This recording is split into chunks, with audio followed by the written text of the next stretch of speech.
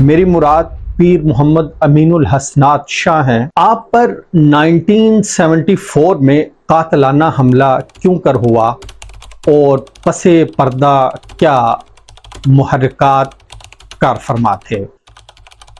سرفروشی کی تمنا اب ہمارے دل میں ہے، دیکھنا ہے کتنا زور بازوئے قاتل میں ہے۔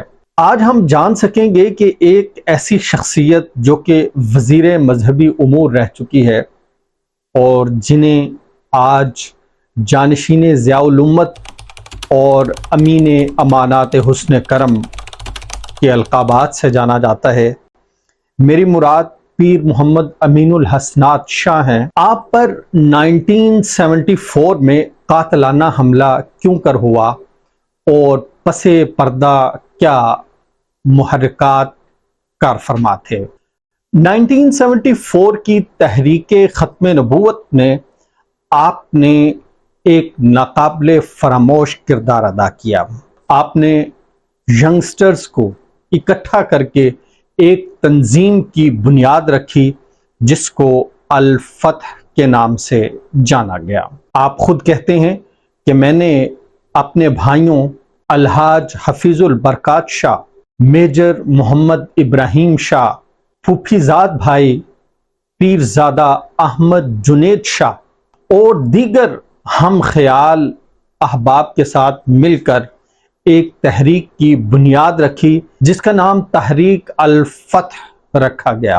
اس تحریک کے جو بنیادی مقاصد تھے وہ کچھ یوں تھے: حکومت پر دباؤ ڈالا جائے تاکہ مرزائیوں کو غیر مسلم قرار دلوایا جا سکے اور انہیں کلیدی عہدوں سے فارغ کیا جائے۔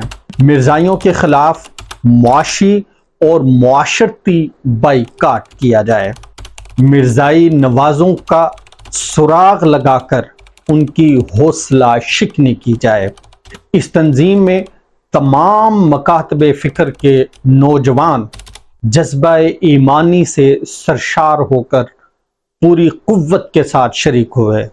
انہوں نے اس تحریک کو اس مؤثر انداز سے چلایا کہ قادیانیوں کا جینا اس علاقہ میں مشکل ہو گیا۔ چنانچہ الفتح کا پلیٹ فارم علاقہ کے دیگر غیور مسلمانوں کے لیے ایک رول ماڈل بن گیا۔ تحریک الفتح کی کارروائیوں سے جب مرزائیوں کے تارو پود بکھرنے لگے تو انہوں نے 24 اگست 1974 کو رات 12 بجے کے قریب جب آپ پروگرام کر کے واپس آ رہے تھے تو آپ پر ڈاکٹر رشید صاحب کے مکان کے قریب رات کی تاریکی میں قاتلانہ حملہ کیا، لیکن اللہ تعالیٰ کے فضل و کرم سے آپ محفوظ رہے۔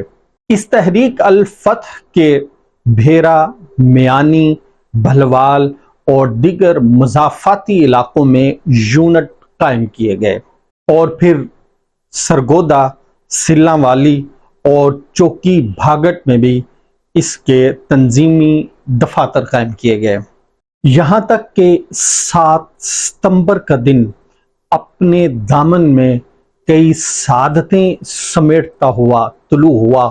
اس روز قومی اسمبلی نے ایک قرارداد کے ذریعے قادیانیوں کو غیر مسلم قرار دے کر مسلمانوں کو شاداں و فرحاں کر دیا، کیونکہ اس روز قومی اسمبلی نے ایک قرارداد کے ذریعے قادیانیوں کو غیر مسلم قرار دے کر مسلمانوں کو شاداں و فرحاں کر دیا۔